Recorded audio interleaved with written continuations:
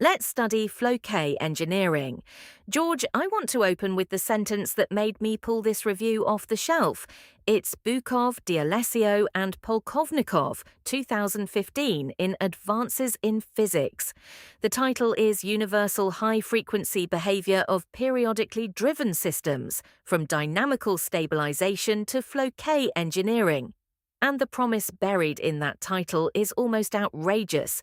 It says take a system, shake it fast, and you get a brand new effective system with parameters you chose. You can make a pendulum stand on its head. You can make neutral atoms feel a magnetic field they never actually feel. That can't be free. What's the catch?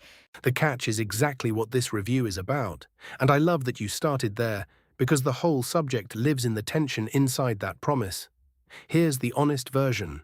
If you take any Hamiltonian and you add a periodic drive, you wiggle a coupling constant, you shake a lattice, you shine a laser that turns on and off at some frequency omega.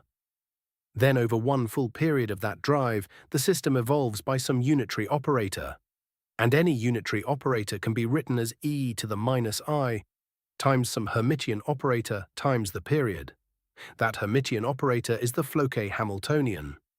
So in a purely formal sense, the driven system, watched once per period, behaves like a static system governed by that effective Hamiltonian. The promise is real. The catch is that the Floquet Hamiltonian is generically horrible, non-local, or heating you to infinite temperature, or simply impossible to write down.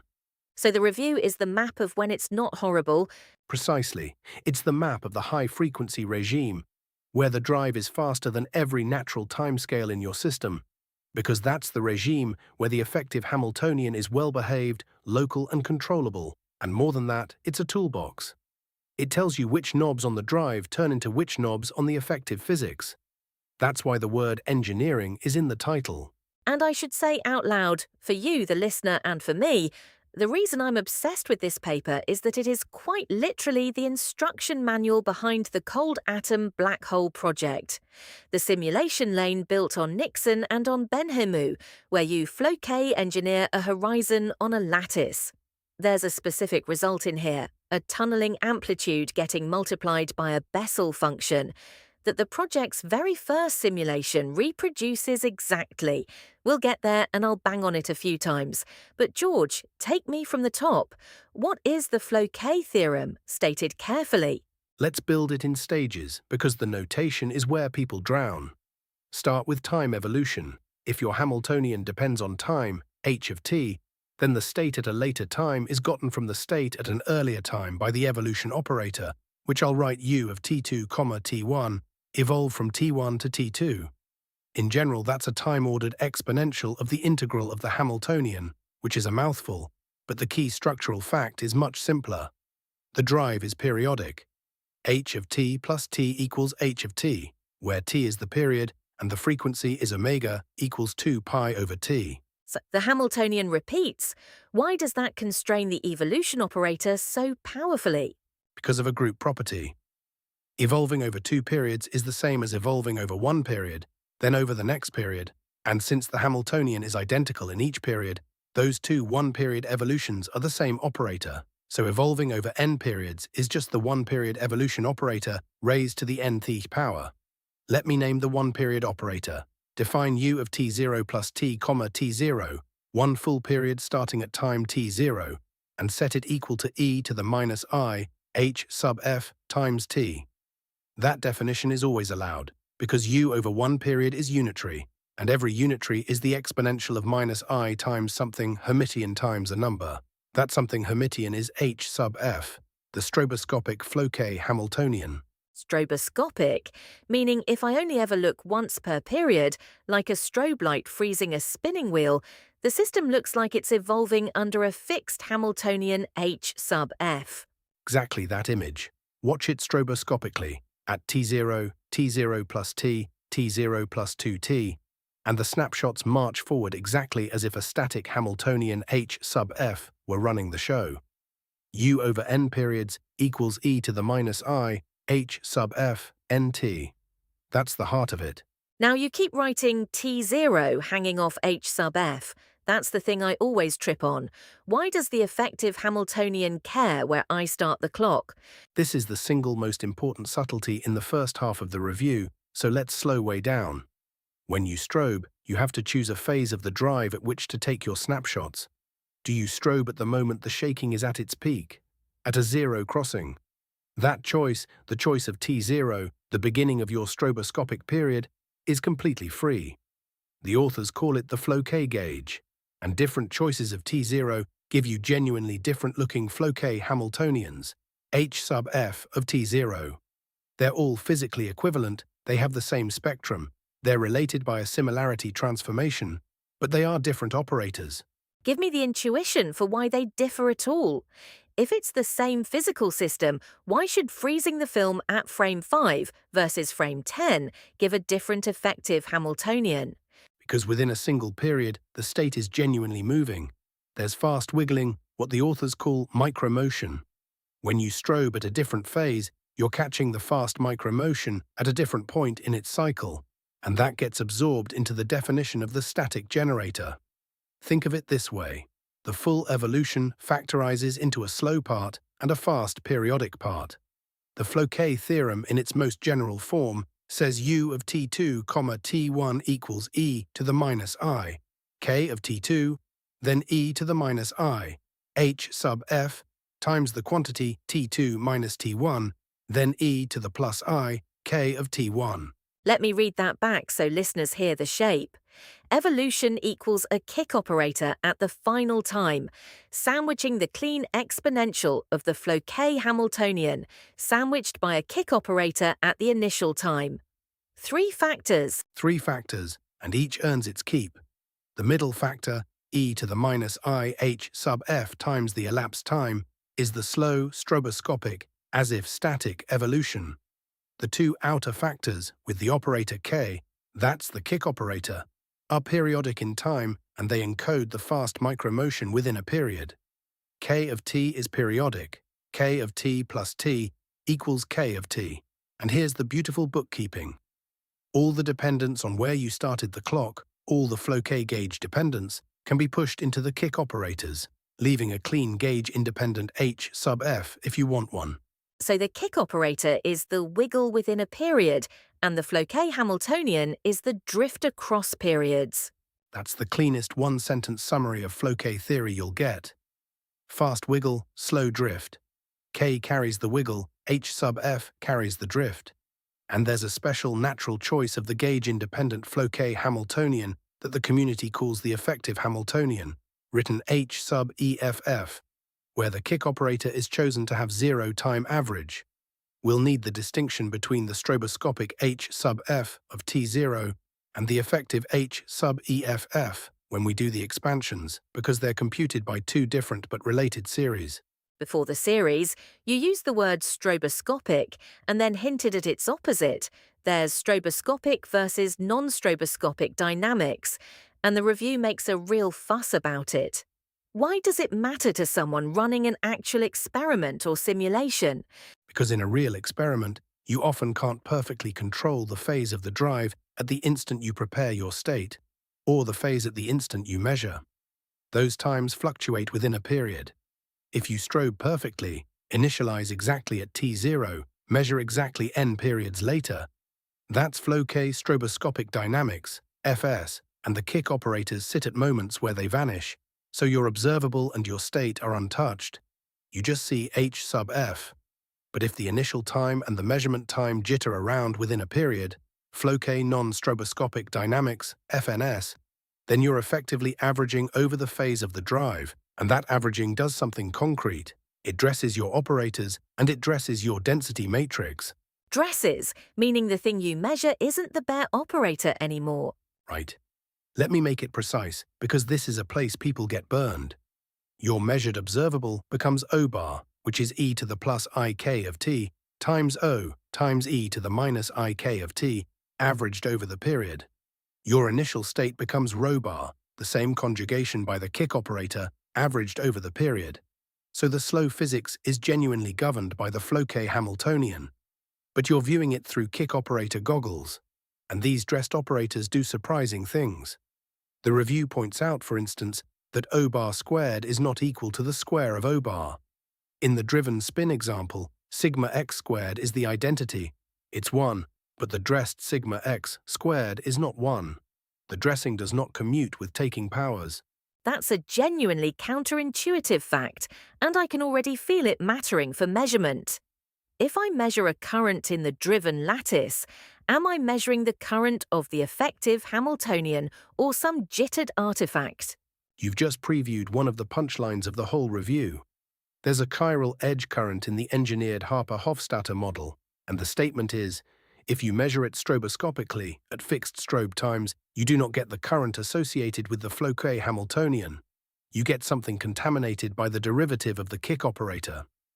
But if you do the non-stroboscopic averaging, average the expectation value over the drive period, the dressed current is exactly the Floquet current. And that's not academic. A cold atom experiment measured the dressed chiral current this way. So which current is real has a real answer, and it depends on stroboscopic versus non-stroboscopic. Okay, I'm convinced the gauge and the dressing are load-bearing, not pedantry. Let's do the one-worked example the review leans on early, the two-level system in a rotating magnetic field. I like it because it's exactly solvable, so we can see all the abstract machinery in the flesh. It's the perfect sandbox. Take a spin 1/2. The Hamiltonian is Bz times sigma z, a fixed field along z, plus B parallel times the quantity sigma x cosine omega t plus sigma y sine omega t. So there's a transverse field of fixed magnitude B parallel that rotates in the xy plane at frequency omega. Now the trick every physicist reaches for. Go into the frame rotating with the field. Define V of t as e to the minus I, sigma z over 2 times omega t. Conjugate the Hamiltonian by V, and don't forget the extra term you always pick up from a time-dependent frame change, the minus I, V dagger, time derivative of V, which here gives a minus omega over 2, sigma z. That extra term is the centrifugal feeling piece, the you're in a rotating frame, so there's an effective field term. Yes, and it's the crux. In the rotating frame, the Hamiltonian is now time-independent. It's Bz sigma z plus B parallel sigma x minus omega over 2, sigma z. The eigenvalues are plus and minus epsilon rot, where epsilon rot is the square root of open paren Bz minus omega over 2, close paren squared, plus B parallel squared. Now stare at that in the high-frequency limit. As omega goes to infinity, epsilon rot diverges. It grows like omega over 2. Which is alarming because naively I'd have guessed the fast drive limit gives me the time average of the Hamiltonian, and the time average of a field rotating in the plane is just 0 in the plane, leaving only Bz sigma z, whose energies are finite. You've put your finger on exactly the paradox the review uses this example to expose. The naive time average answer, Bz sigma z, has finite energies. The rotating frame answer diverges. They can't both be the Floquet Hamiltonian. The resolution is that the rotating frame energies and the true Floquet energies differ by a shift, precisely that omega over 2 coming from the frame rotation. The frame change is itself a spin rotation at frequency omega over 2, and that's a piece of the micromotion, not the drift. So you subtract it back. You fix the Floquet energy epsilon sub f by demanding it stay finite as omega goes to infinity. Epsilon sub f equals epsilon rot minus omega over 2. So the divergence was an artifact of describing the drift and the wiggle in the same breath. Strip the wiggle, the omega over 2 rotation, and the drift is finite. Exactly, and that single move, the amplitude of the frame rotation is fast micromotion. Subtract it, keep the finite remainder, is the seed of the entire high-frequency expansion philosophy. This exactly solvable spin shows you the anatomy. The fast motion operator is a composition of 2 spin rotations. The kick operator is the logarithm of that, and depending on whether you demand the kick vanish stroboscopically or demand it be zero mean, you land on h sub f of t0 or on h sub e f f. Same physics, 2 bookkeepings. Good. That earns us the right to the general machinery. Let's do the expansions. There are two of them in the review, and I want to be crisp about why there are two, not one. There are two because there are two natural things to compute. The stroboscopic Hamiltonian, which depends on your Floquet gauge T0, and the effective Hamiltonian, which doesn't. The first is computed by the Magnus expansion. The second by what the review calls the high-frequency expansion, which in the older literature is the Van Vleck degenerate perturbation theory expansion. Both are power series in 1/omega. Inverse frequency, hence high frequency. Each higher term is smaller when the drive is faster. Start me with Magnus. What's the object and what's the zeroth term? Magnus expands the logarithm of the one-period evolution operator.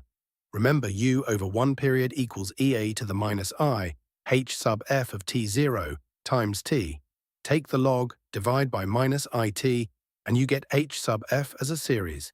H sub f of t0 equals a sum over n, from n equals 0 to infinity, of h sub f superscript n, where the term labeled n is of order 1/omega to the n. The zeroth order term, h sub f superscript 0, is the simplest thing imaginable. It's 1/t times the integral over one period of h of t dt, the time average of the Hamiltonian. So, in the slowest, crudest approximation, the effective Hamiltonian is just whatever the drive does, average it. Fast driving smears the time dependence into its mean. That's the zeroth order intuition, and it's correct whenever the drive amplitude does not itself grow with frequency. We'll have to revisit that caveat, and it's the whole ball game for your black hole project. But first, the interesting term, first order. The first order Magnus term, h sub f superscript 1, is where the commutators enter. Written as a double-time integral, it's 1/2 factorial t times I, with an integral of h at time t1, commutator with h at time ta2, over the ordered region. But the version you want to memorize is the Fourier version. Expand the periodic Hamiltonian in its harmonics. H of t equals a sum over integer L of h sub L times e to the IL omega t. The h sub L are the Fourier components, the amplitude of the piece of your drive oscillating at L times the fundamental. So h sub 0 is the DC part, the time average, h sub 1 is the fundamental, h sub minus 1 its complex conjugate partner, and so on. Right. In terms of those, the first-order effective Hamiltonian, let me give you the effective Van Vleck one first, because it's cleaner and gauge-independent, is h sub EFF superscript 1 equals 1/omega, times a sum over L from 1 to infinity of 1/L, times the commutator of h sub L with h sub minus L. Let me say that slowly for everyone, because this is the formula the whole review orbits. The first correction to the effective Hamiltonian is 1/omega times the sum over positive L of 1/L times a commutator of h sub L with h sub minus L. A commutator of the plus L Fourier component with the minus L Fourier component divided by L omega summed up. That's it. And every piece of that formula is telling you something physical. The commutator of h plus L with h minus L is measuring the failure of the drive's Fourier components to commute. If all the pieces of your drive commuted with each other, this term would vanish and fast driving would give you nothing but the boring time average. It's the non-commutativity of the drive across a period that generates new physics. The 1/L omega weighting says the fundamental, L equals 1, dominates, and higher harmonics are suppressed. And the overall 1/omega says, crank the frequency, and this correction dies. High frequency, weak correction. This is genuinely beautiful. The new physics, the emergent terms in the effective Hamiltonian, literally come from the pieces of your drive not commuting, and the strength is set by how fast you drive. So Floquet engineering, at leading non-trivial order, is choose Fourier components of your drive, whose commutator is the operator you want to conjure. You have just stated the design principle of the entire field in one sentence. Pick h plus L and h minus L so that their commutator is the term you're trying to synthesize. That is Floquet engineering, reduced to its algebraic core. The rest of the review is worked examples of that principle, plus the finite frequency corrections that tell you how far you can trust it. Now, the Magnus version, the stroboscopic one, differs how? The stroboscopic first-order term has the same commutator of Fourier component structure, but it carries extra T0-dependent pieces, terms with e to the IL omega T0, times the commutator of H sub L with H sub 0 and its partner. Those are the gauge-dependent bits, the clean way to see the relationship. The review gives an explicit dictionary.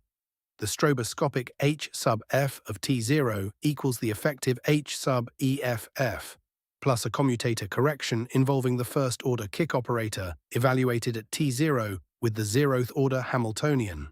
In symbols, H sub f of T0 equals H sub EFF superscript 0, plus H sub EFF superscript 1 minus I, the commutator of KF superscript 1 at T0 with H sub 0, and so on. The point for a practitioner: compute the gauge invariant effective Hamiltonian once, then conjugate by the kick operator to get whichever stroboscopic frame your experiment actually lives in. Okay, I want to raise the caveat you flagged, because I think it's where my project actually lives. You said the zeroth order equals time average intuition holds when the drive amplitude doesn't grow with frequency. But the whole interesting part of the title, dynamical stabilization, the Kapitsa pendulum, the synthetic magnetic fields, comes from driving, where the amplitude scales with omega. Walk me into that. This is the pivot of the entire review, so let me set it up carefully. Look again at the structure. Each commutator in the Magnus series comes with a factor of 1 over omega from the time integral, so higher-order terms are suppressed unless something in the Hamiltonian supplies compensating factors of omega.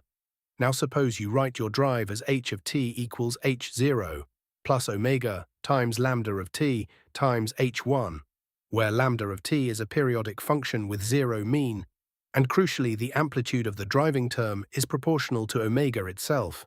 So you're deliberately making the drive stronger as you make it faster. Amplitude proportional to frequency. Deliberately, yes, and it sounds insane at first, because you're pumping in more and more energy.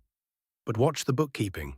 A term in the nth order of the Magnus series that contains h1 exactly n times and h0 exactly once picks up n factors of omega from the n copies of the driving amplitude and n factors of 1 over omega from the n nested time integrals. Those cancel, so that whole family of terms is frequency independent. It survives in the infinite frequency limit. Every one of them. They all contribute to the zeroth order Floquet Hamiltonian. So the time average answer is wrong here.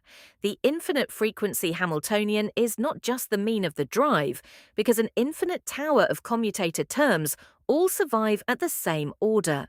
Exactly. And that infinite tower is precisely why the review says you have to resum a subseries. Doing that resumation term by term in the lab frame is miserable. So here's the master technique, and it's the one your project uses. Go to the rotating frame with respect to the driving term. Define the frame change operator v of ta as e to the minus I times the integral of omega lambda times h1. Call that integral f of t, so v equals e to the minus I f of t h1. This rotating frame is tuned to undo the divergent driving term. And what does the Hamiltonian look like once you're in that frame? Something wonderful happens. The divergent driving term, the omega lambda h1 piece, is exactly cancelled by the frame change's own contribution, the minus IV dagger dv dt term. What's left is just v dagger, h0 v. The rotating frame Hamiltonian is the original static part h0, conjugated by the frame rotation. No divergent amplitude anywhere. It's got a fast oscillating phase baked into it, but bounded amplitude. So you traded a term with a divergent amplitude for a term with a wild phase but a tame size. Perfectly put. And now the miracle. In the rotating frame, you can just apply the ordinary high-frequency expansion, because there's nothing divergent left. The infinite frequency Floquet Hamiltonian is simply the time average of v dagger h0v. And that single time average, done in the rotating frame, is mathematically equal to resumming the entire infinite subseries you'd have suffered through in the lab frame. One clean integral instead of an infinite sum. That's the move. That's the one I need for the horizon. Let me lock it in before we spend it on examples. To Floquet engineer with amplitude scales with frequency driving, you rotate into the frame that kills the drive, and then the effective Hamiltonian is the time average of your original static Hamiltonian wearing an oscillating phase disguise, yes? Yes, and the oscillating phase disguise is where the Bessel functions are going to come from, because time averaging e to the I something times sin omega habitat e is the integral representation of a Bessel function. Hold that thought, it's the bridge to your project. But let's earn it with the most famous example first, the Kapitsa pendulum, dynamical stabilization, the pendulum that stands up. I've seen the videos, a pendulum whose pivot is vibrated up and down fast, and the pendulum balances pointing up, which is insane because up is the unstable equilibrium. Give me the Hamiltonian. A rigid pendulum, length L, and you shake the pivot vertically. The suspension point moves as a cosine omega t, amplitude A. Work through the Lagrangian, do the Legendre transform, drop the physically meaningless total derivative terms, and after redefining constants, you land on the celebrated Kapitsa Hamiltonian, h equals p theta squared over 2m minus m cosine theta, times the quantity omega 0 squared, plus lambda omega cosine omega t. Here, theta is measured from straight down. Omega 0 is the natural pendulum frequency, square root of g over L, and lambda absorbs the shaking amplitude. And I see it immediately. The driving term is lambda omega cosine omega t. The amplitude is proportional to omega. It's exactly the scaling you just said we need. It's the archetype of that scaling. That's why the whole family is named the Kapitsa class in the review. So apply the recipe. Go to the rotating frame that undoes the drive. The frame operator is e to the minus I, delta of t, cosine theta, where delta of t is minus m lambda sine omega t. The time integral of the drive. Conjugate the kinetic plus potential part into that frame, and you generate, among other things, a term proportional to delta of t squared times sine squared theta. And then you time average. Then you time average, and here's the one non-trivial integral. The time average of delta of t is 0. It's a sine, but the time average of delta of t squared is not 0. The average of sine squared is 1/2, so the average of delta squared is m squared lambda squared over 2. Plug it in, and the infinite frequency Floquet Hamiltonian is p theta squared over 2m, minus m omega 0 squared cosine theta, plus m lambda squared over 4 times sine squared theta. Say that last term again, the new term, the one the drive conjured. Plus m lambda squared over 4 sine squared theta. That term did not exist in the undriven pendulum. It's purely a child of the fast shaking, and it's an effective potential with a minimum not only at theta equals 0, the bottom, but if lambda is big enough, also a stable minimum at theta equals pi, the top. There it is. The sine squared theta term has a minimum at theta equals pi because sin of pi is 0, so sine squared is at a floor there. Let me get the condition. The condition is lambda greater than the square root of 2 times omega 0. When the shaking parameter lambda exceeds root 2 omega 0, the curvature of the effective potential at the top flips sign. The upside-down position becomes a genuine stable minimum, and the pendulum will oscillate around pointing straight up. Dynamical stabilization, falling straight out of a time average in the rotating frame. And the physical honesty check, the review is careful about this, is that the shaking amplitude A itself is actually getting small as omega grows, right? It's the combination that's fixed. A crucial footnote, yes. It's the driving amplitude in the Hamiltonian, the lambda omega piece, that scales up with frequency. The physical shaking distance scales inversely with frequency. You're shaking a shorter and shorter distance, faster and faster, holding the product in the sweet spot. That's the experimentally realizable version, and it's why the infinite frequency limit is a useful idealization, rather than an energy catastrophe. Beautiful. Now, the review also uses this example to hammer the dressing point again, doesn't it? Because if you measure the pendulum's position non-stroboscopically, you don't get the bare position. It does, and it's worth 10 seconds because it recurs in every class. The dressed coordinate and dressed momentum in the Kapitsa problem don't even satisfy the canonical commutation relation exactly, and they don't respect the naive uncertainty bound because the kick operator averaging reshuffles them. It's the same lesson as sigma x squared not equaling the square of dressed sigma x. The effective Hamiltonian is clean. The operators you probe it with are wearing the micromotion. Measure accordingly. Let's take the two-level and Rabi detour briefly, because dress states are their own vocabulary, and I don't want listeners to think dressing only means the Floquet averaging. Good distinction to draw. The review shows that the very same high-frequency/Magnus machinery applied to a static system by first going to the interaction picture reproduces the rotating wave approximation and even the Schrieffer-Wolff transformation.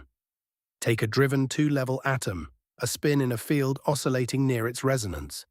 Go to the frame rotating at the drive frequency. The near-resonant piece becomes slow. The counter-rotating piece oscillates at roughly twice the frequency and time averages towards zero. That's the rotating wave approximation, and it is nothing but the zeroth order term of the high-frequency expansion in that frame. So RWA, which every quantum optics student learns as a slightly guilty just drop the fast term, is actually the leading term of a controlled inverse frequency series, and this review hands you the corrections. That's the upgrade, and it means the dressed states of quantum optics, the eigenstates of the atom plus field in the rotating frame, sit inside the same framework as the dressed operators of Floquet theory. For the Rabi model, the two-level atom coupled to a quantized field mode, the leading term reproduces the Jaynes-Cummings Hamiltonian with its quantized Rabi frequency, g times the square root of n plus 1, and the first inverse frequency correction is the systematic Bloch-Siegert type shift beyond Jaynes-Cummings. The message is unifying. RWA, dressed states, Schrieffer-Wolff, Floquet engineering, one expansion, different frames. Before we leave the classes, there's a middle one I don't want to skip because it's suspiciously close to my project's physics, the Dirac class.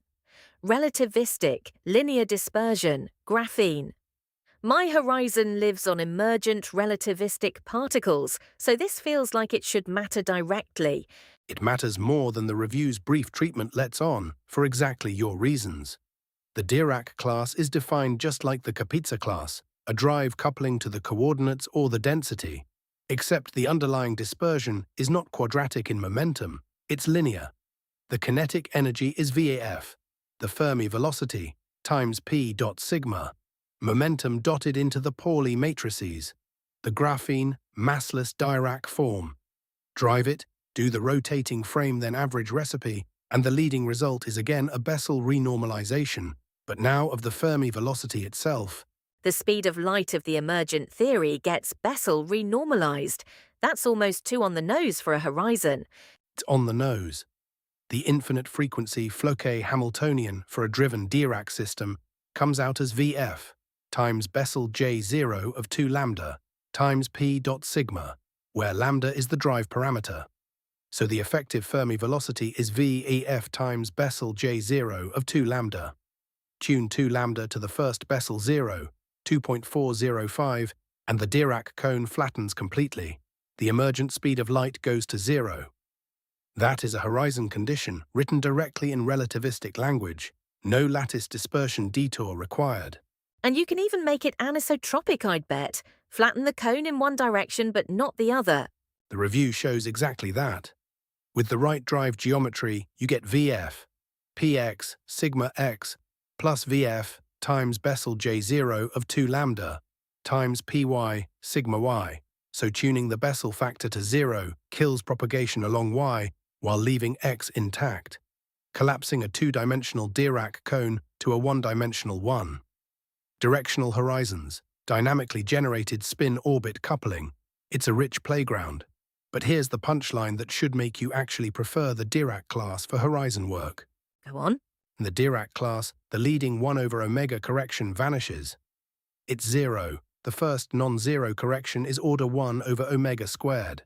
That's a symmetry consequence of the linear dispersion, and it means Dirac-class engineering is intrinsically more robust against finite frequency distortion and, relatedly, against heating than the Kapitsa or generic DK class, where corrections start at 1 over omega. So, for a given frequency, a Dirac-class horizon is cleaner than a non-relativistic one because the first correction is suppressed by an extra factor of 1 over omega. Precisely.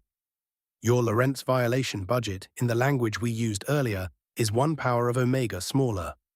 If your emergent excitations are genuinely Dirac-like near the horizon, and in these analog gravity lattice constructions they typically are, that's the whole point of the linear dispersion, then you inherit that extra robustness for free. It's a real physical reason to design the horizon around a Dirac point rather than a band bottom. That's a design principle I'm going to write down in the project notes. Okay, now take me to the class the simulations are actually coded in, the one with the explicit lattice bonds, the Dunlap-Kenkre class, lattices, hopping, the Bessel function on every bond. This is the payoff, and I want to build it so the Bessel function feels inevitable rather than pulled from a hat. The Dunlap-Kenkre class, DK class, is defined by the drive couples to a single particle potential, typically the density on each lattice site, while the rest of the Hamiltonian, the hopping, the interactions, can be anything.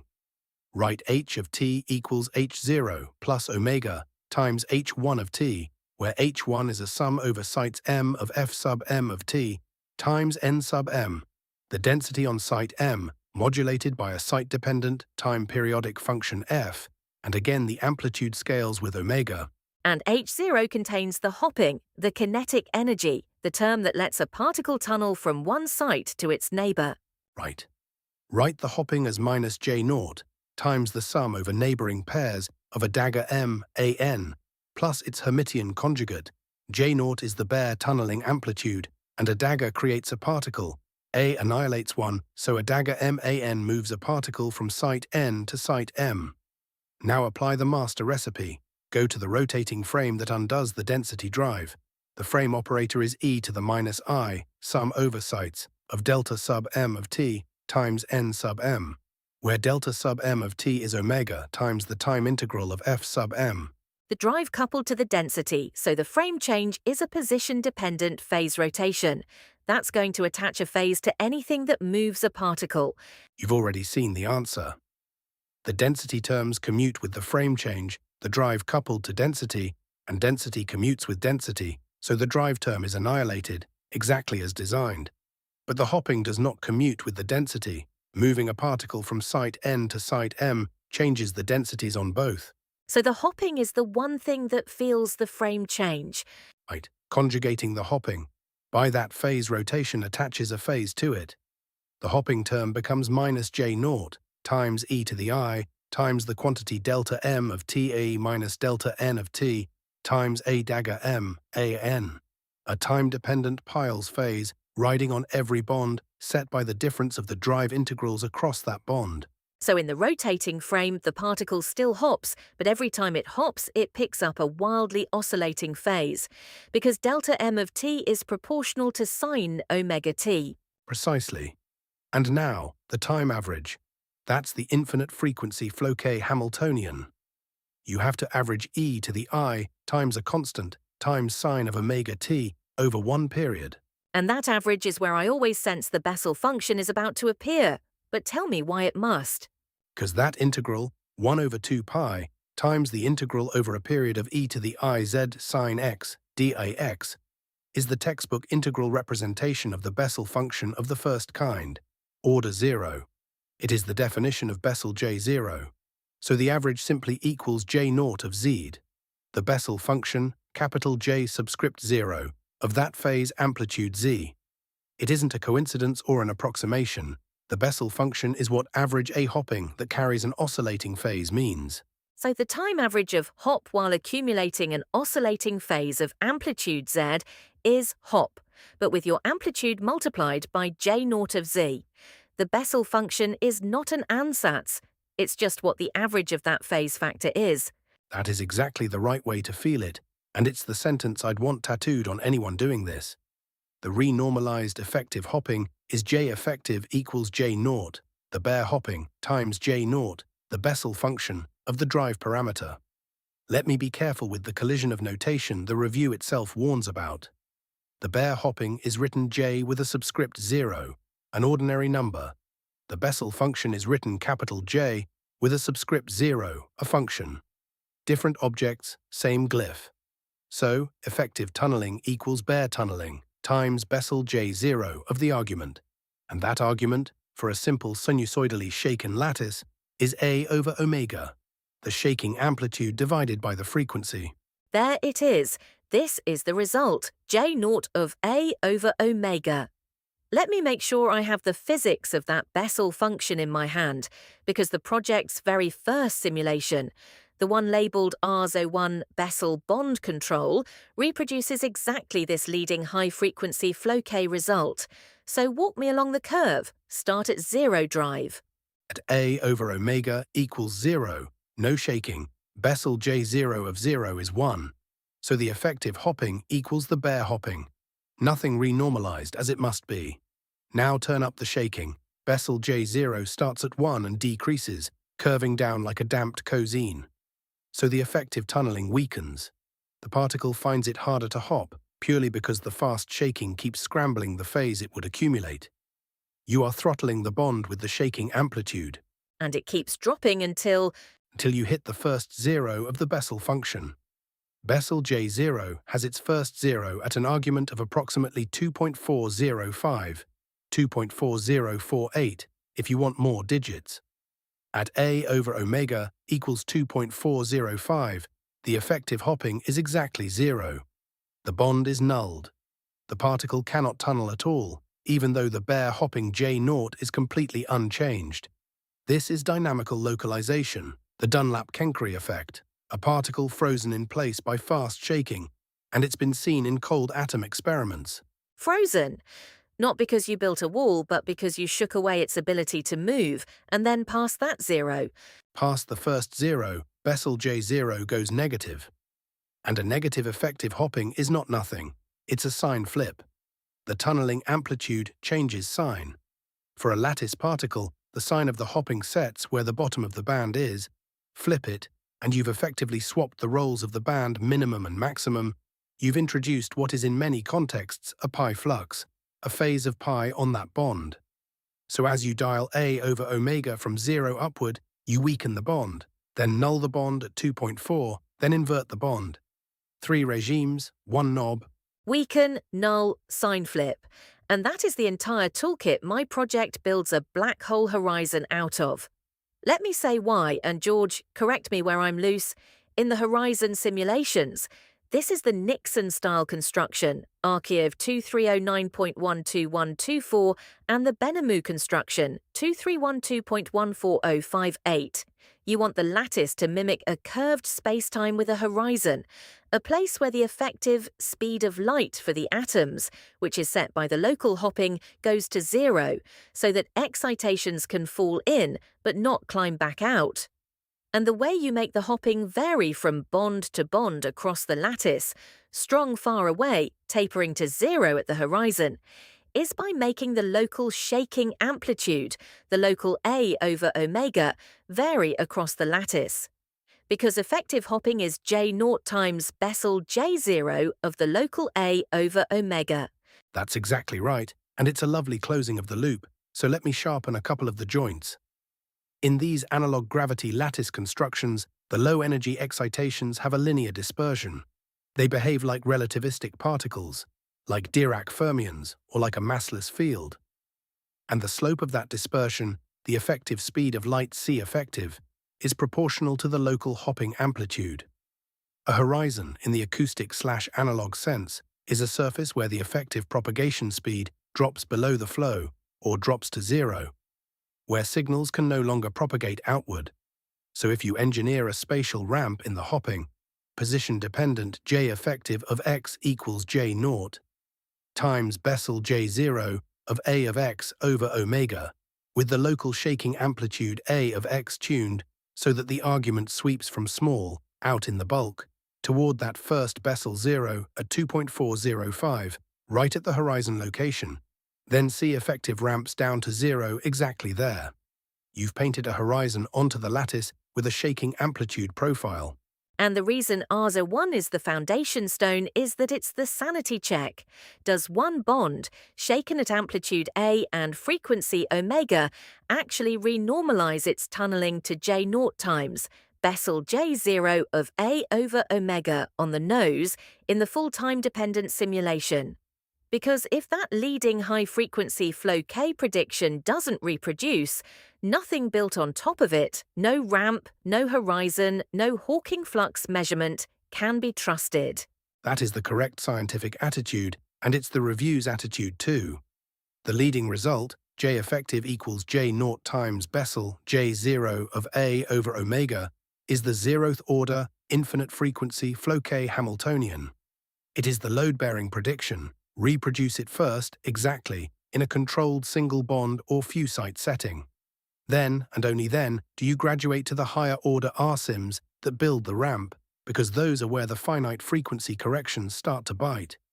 And the review is very explicit that at order 1 over omega, you generate new terms. Next nearest neighbor hopping, site-dependent effective potentials, interaction-dependent hopping. Those corrections are exactly the systematic errors that will distort your horizon if omega isn't high enough.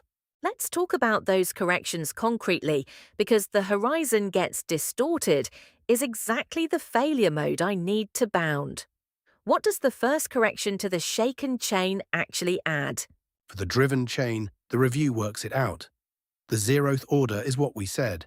Nearest neighbor hopping, renormalized by Bessel J0. The first order term, order 1 over omega, delivers two new structures. One, a next nearest neighbor hopping, a term that lets the particle jump two sites, a dagger m plus 2 am, with a coefficient of order J0 squared over omega, times some function of the drive parameter. 2, an additional static potential, a term proportional to the density difference between neighboring sites, nm minus nm plus 1, again order J0 squared over omega. So finite frequency smears your clean nearest neighbor model into a longer range one and tilts the on-site energies. And for the horizon that matters, because the effective metric is encoded in nearest neighbor hopping, and a next nearest neighbor term is a different dispersion, a correction to the emergent light cone. Exactly. The linear dispersion you rely on for the relativistic analogy is a long wavelength property of nearest neighbor hopping. Second neighbor hopping curves the dispersion. It adds higher powers of momentum, which is a form of Lorentz violation in the emergent theory, a modified dispersion at short wavelengths. That is precisely the kind of ultraviolet correction that people worry about in analog Hawking radiation, because the thermality of the flux can depend on how the dispersion behaves near the horizon scale. So the 1 over omega corrections in this review are not academic bookkeeping for your project. They're the microscopic origin of the Transplanckian. Modified dispersion physics, you'll have to argue, is under control. Higher omega pushes those corrections down as 1 over omega. That's your control knob for staying relativistic. That's a genuinely useful reframing. The review's finite frequency corrections are my Lorentz violation budget. Let me push one more level. You mentioned the effective picture versus the stroboscopic picture give the same physics at 0th order but differ in the corrections. For someone building the simulation, which should they compute against? The review's practical guidance, and I'd echo it, compute the effective Hamiltonian, HEFF, because it's Floquet gauge invariant. It doesn't depend on the arbitrary phase T0 at which you imagine starting, and then handle the micromotion separately through the kick operator. Concretely, the effective Hamiltonian tells you the slow, physical, engineered model, the horizon metric. The kick operator tells you how to dress your measurement operators and your initial state so that what you extract from the simulation corresponds to that effective model rather than to a jittered artifact. If you're measuring a current across the horizon, an analog of the Hawking flux, you want the dressed current, the non-stroboscopically averaged one, because as we said, that's the current that actually belongs to the Floquet Hamiltonian. So the earlier abstract fuss about FS versus FNS and dressed currents cashes out as measure the flux with drive period averaging, or you'll misread the horizon. Cashes out exactly there. And notice this is the same lesson the review draws from the Harper-Hofstadter experiment. Let me spend 2 minutes on Harper-Hofstadter itself, because it's the other pillar of the DK class and it shows the second thing shaking can synthesize. Not just a renormalized hopping magnitude, but a synthetic magnetic field, a genuine gauge field for neutral atoms. Please, this is the atoms feeling a magnetic field they don't feel trick from the top of the show. Here's the essence without drowning in indices. Take a two-dimensional optical lattice of neutral atoms. Neutral, so no Lorentz force, no real magnetic response. Apply a strong linear potential gradient in one direction, a tilt of magnitude omega, so it's resonant with the drive frequency, which by itself would freeze hopping along that direction via Wannier-Stark localization.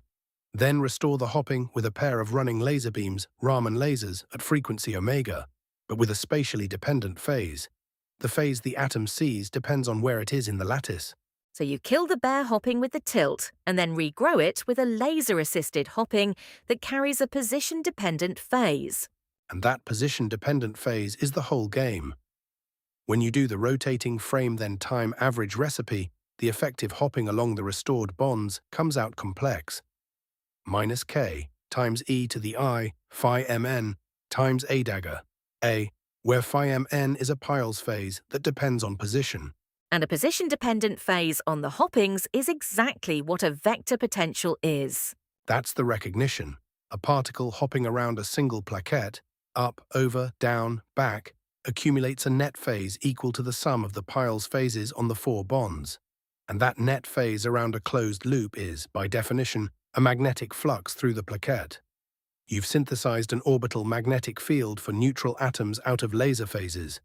That's the Harper-Hofstadter Hamiltonian, and it's the engine behind Floquet topological insulators, the Haldane model, Chern bands, all realized this way. And the Bessel functions show up here too. They do. The magnitudes of the two hoppings are k equals jax, times Bessel j1 of the drive parameter, and j equals jy times Bessel j0 of the drive parameter. Notice the x-direction hopping is renormalized by Bessel j1.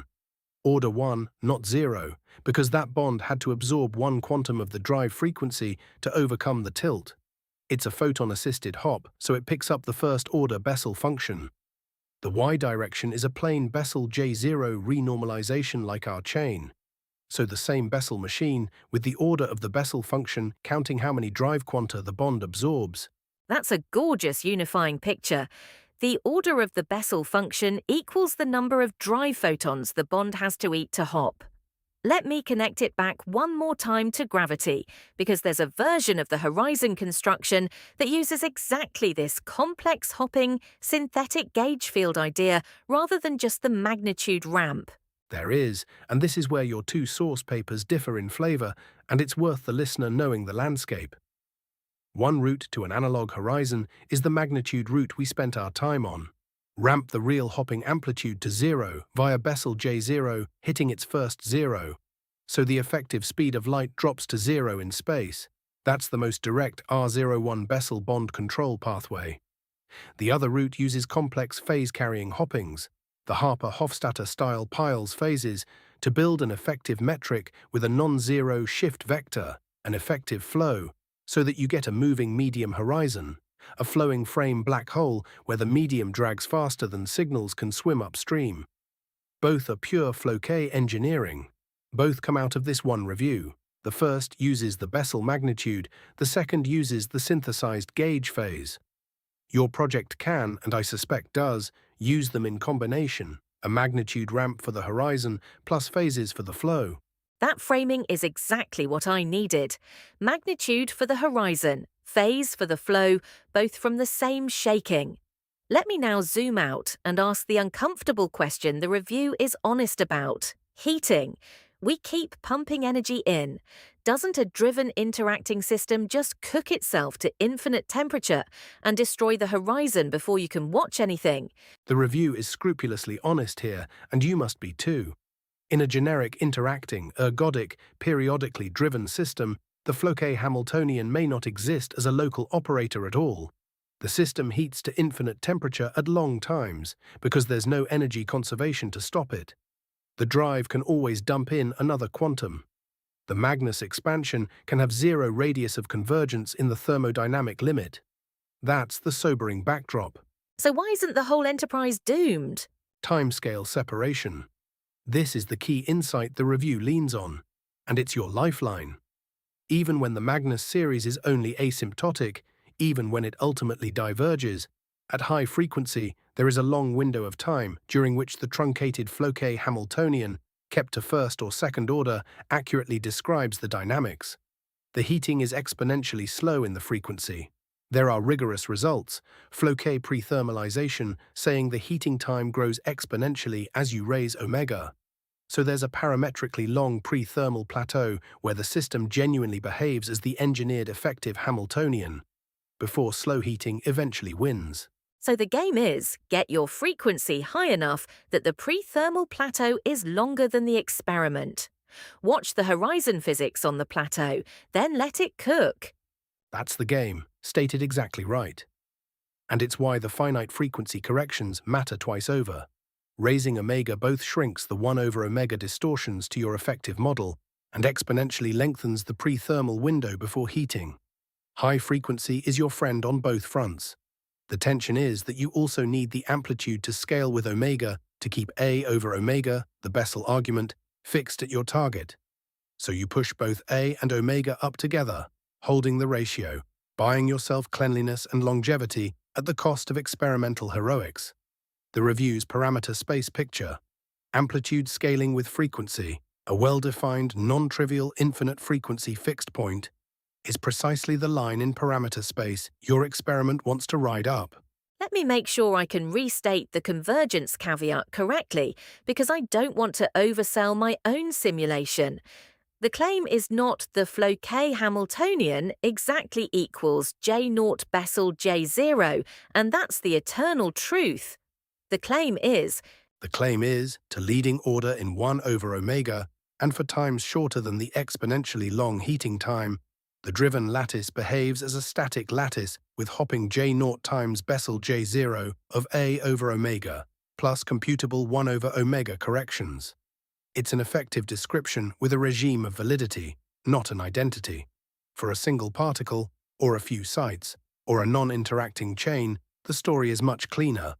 The Magnus expansion for finite systems with bounded spectra can have a genuine finite radius of convergence, and there's no thermodynamic heating catastrophe, which, by the way, is another reason R01 as a small, controlled, few-site check is the right foundation. In that setting, the Floquet Hamiltonian genuinely exists, and your reproduction should be essentially exact, limited only by how many harmonics you keep. that distinction, clean and exact for small or non-interacting systems, subtle and pre-thermal for large interacting ones, is exactly the ladder my RSIMs climb. Start where the theory is airtight, add interactions and size where the theory becomes pre-thermal, and track the corrections the whole way. George, we're near the end. Let me ask you to compress the entire review into the working mental model I should carry into every simulation. Here's the compression in 5 moves. Move 1. Any fast-driven system, watched stroboscopically, is a static system governed by a Floquet Hamiltonian, U over a period equals E to the minus I, H sub F T. Move 2. The effective Hamiltonian splits into a slow drift, H sub F, and a fast periodic wiggle.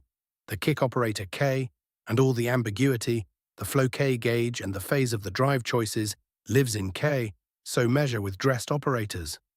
Move 3. Compute H sub F as an inverse frequency series. 0th order is the time average. First order is 1 over omega, times the sum over harmonics L of 1 over L, times the commutator of H plus L with H minus L. And the new physics is born from the drive's Fourier components failing to commute. Move 4. When the drive amplitude scales with omega, the interesting case, don't sum the lab frame series. Rotate into the frame that kills the drive and time average there, which resumes it for free. Move 5. Doing that for a density-coupled drive on a lattice turns the hopping into J0 times Bessel J0 of A over omega. Weaken it, null it at 2.405, or flip its sign, and doing it with position-dependent phases synthesizes a gauge field. Everything else is corrections and caveats. And for me, move 5 is the horizon. The Bessel renormalization of the bond, made to vary across space, is the effective metric. The first 0 of Bessel J0 is where the effective speed of light hits 0. That's the horizon. R01 checks the bond, and the higher RSIMs build the ramp and pay attention to the 1/omega corrections as the Lorentz violation budget, all inside a pre-thermal window that high frequency makes long. You've got it, and you've got it with the seams showing, which is the right way to hold it. I'd add only one emotional note the review earns. The reason this field feels like magic is that the interesting effective terms, the inverted pendulum stabilization, the synthetic magnetic field, the nulled or sign-flipped bond, are not present in the time average at all. They come from the drive not commuting with itself across a period, resumed. Fast, structured shaking doesn't just blur a system toward its mean. Done right, it conjures terms that were never there. That's the whole promise from your opening question, and now you can see exactly where it comes from, and exactly what it costs.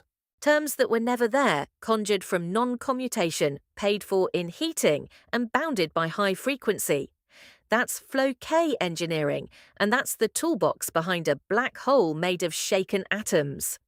George, thank you. This was the map I needed. Pleasure.